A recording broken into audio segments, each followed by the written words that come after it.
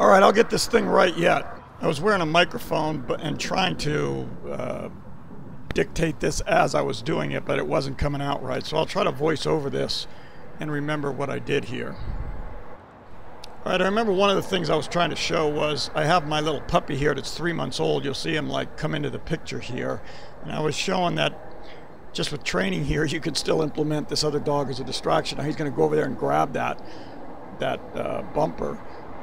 As you see, so I threw one over to the other side, and now I'll have to fill in that space there. But all this extra movement is going to, add to the distraction for my dog.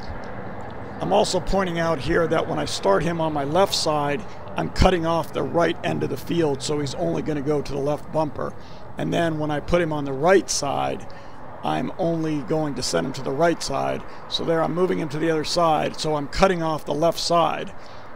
It's also hard just to get him comfortable from going from both sides. If you only send your dog from your left, you'll see that when you move him to the right, it's, unless he's used to doing it, it might be a little bit distracting for him, and he probably doesn't come in straight.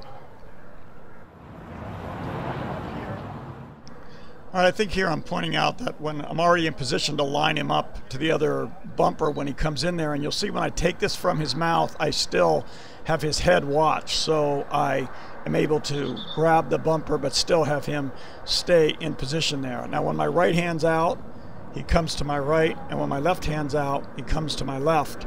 You'll see here in a minute, later on in the video, where I'll just go back and forth with my right and left hand, and you'll see.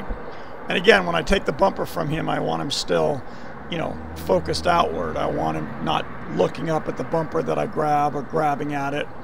And again, you can see the little puppy I have. I just got him. He's a little over 3 months old, and I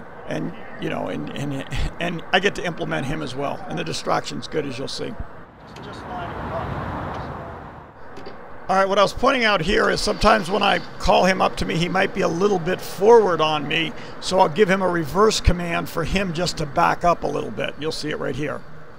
I just told him to reverse, and I backed him up, so now he's back a little bit further.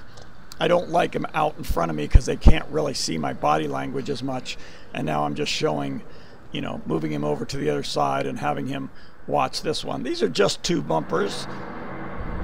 Also, I'm showing as the puppy's playing, he still has to focus when that puppy comes in there.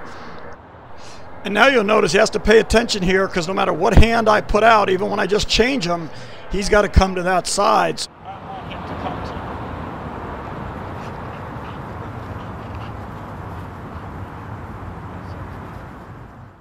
And I think what I'm pointing out here now is even when I throw this bumper to the right, I'm going to send him to the one on the left, so I don't want all of his focus to the right, even though that's where all the action is. So I throw it over there. He glances for a second, but you'll see as my body turns that way, he just stays there. And even if I delay like this, he's not glancing over there. So I'm just holding it, waiting. I want him just focused right where he's at, and then I send him here. Just constantly teaching a lot of different pictures, left hand out and then right hand out. And a little back and forth with nothing verbal, just paying attention to my hand. And then lastly here, having him get a bumper that's right next to the puppy and having him sit and pay attention even with a puppy right there in his face. So you guys can implement your puppies when you're training, and hope some of that helps. Thanks.